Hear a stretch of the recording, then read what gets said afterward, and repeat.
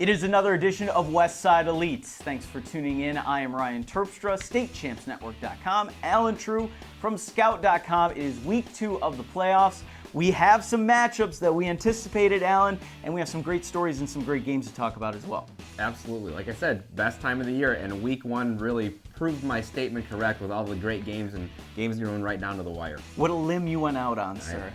Speaking of a great story, this is one that got national attention. In fact, I want to give a big kind of ups and thanks to Scott Van Pelt from ESPN for putting this on his One Big Thing on the Midnight Sports Center Friday night. I saw some fancy-looking cameras in Benton Harbor. I'm like, where are these from?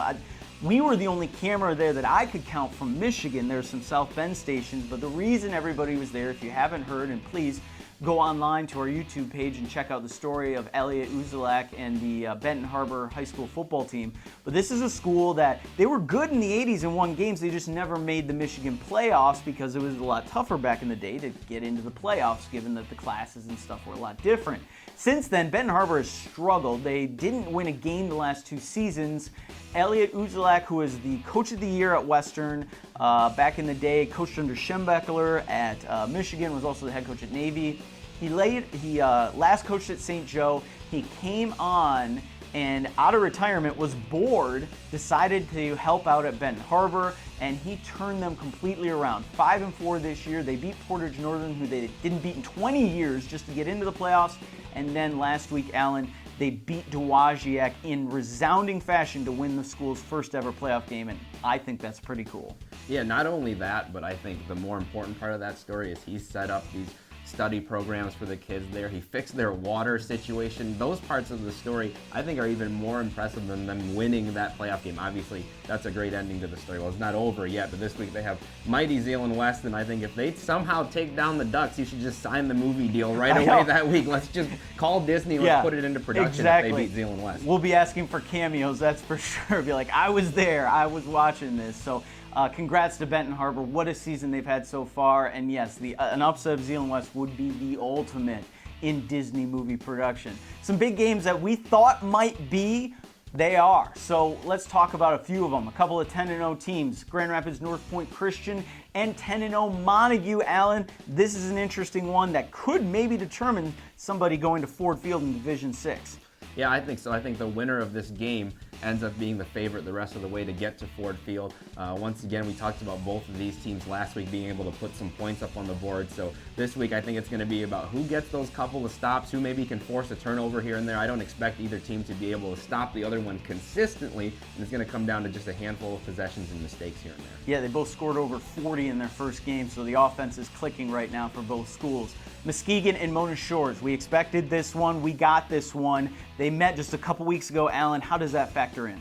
Well, I think that it gives the losing team a little bit of an advantage to be able to adjust and correct some of the mistakes they made, and Muskegon did make some mistakes in that game. The interesting thing about that first game, though, I think is Mona Shores won largely with their running game. Muskegon did a good job containing those 3 outstanding wide receivers they have. Does Muskegon emphasize stopping Shimerda this week and maybe open some things up for Brosma, Roberson, and Burst? But I think Muskegon this time around is going to try to take much better care of the football.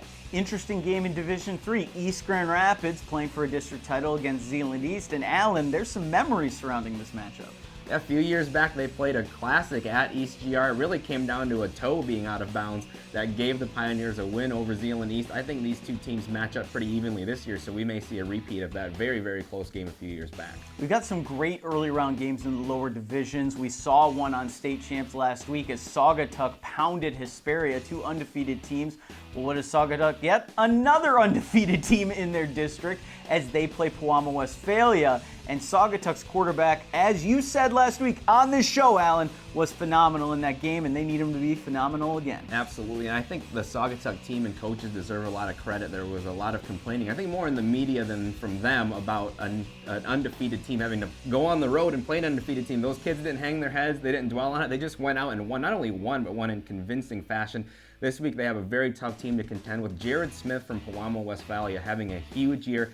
Him and Blake are going to go back and forth all night. I think that's going to be quite the duel. Yeah, Blake Dunn from Saugatuck, arms, leg, whole package. Very tough player to stop, one of the more exciting ones in West Michigan.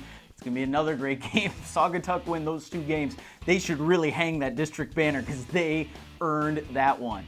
Division 1, we didn't talk a lot about last week, but we saw a very exciting game. Hudsonville in an absolute thriller of a shootout against East Kentwood. They advance. Rockford beats Granville. Rockford and Hudsonville, Alan, they've been meeting in the playoffs, and once again, they're going to meet to determine a district champion. Gosh, it seems like every time two OK Red teams have played this year, it's been this crazy, wild game that comes down to the very end. I think this one could be very similar. I don't know if there'll be quite as many points as these last few games, but I think it's going to be an extremely exciting game. One final game that I'm interested in is in Division 4 as well. In fact, the winner could face the winner of Benton Harbor and Zeeland West, if my bracketology memory is correct. But that's Forest Hills Eastern, a team that scores a lot of points. We've talked about them a lot this year. Comstock Park, actually, a very quality team in their own right. I think the scoreboard could get a workout in this one, Alan. Yeah, I think you'll see a lot of footballs in the air. Comstock Park, outstanding wide quarterback, and Pat Nutton. Forest Hills Eastern can throw the ball over the field as well. So I expect that to be a high-scoring, very exciting affair. If you want to follow us on Twitter, I'm at Terp himself. He is at Alan True for the latest in recruiting and updates. And one of our Mr. Football candidates, our top 10, is solidified. And one of the guys from West Michigan is getting a look from a Big Ten school. Yeah, Hunter Broersma from Mona Shores. We mentioned him a little bit earlier. Minnesota on their bye week came in to see him during practice. If you remember a few years ago, Minnesota came in and offered Asante Brown from Mona Shores late, even though he was committed to Western Michigan. Asante ended up sticking with the Broncos, having a very nice season for them this year. So the Broncos, once again, may have to fight off the Gophers for one of their Mona Shores commits. Yeah, and PJ Fleck, maybe not a coincidence, this week coming out praising Asante Brown in the Mona Shores program. They certainly want Hunter Broersma in Kalamazoo next year. This is West Side Elite. We'll be sticking with you throughout the course of the playoffs. Looks like some teams set to make a deep run. Excited about that, and we'll bring you the latest here every week. So thank you for the download.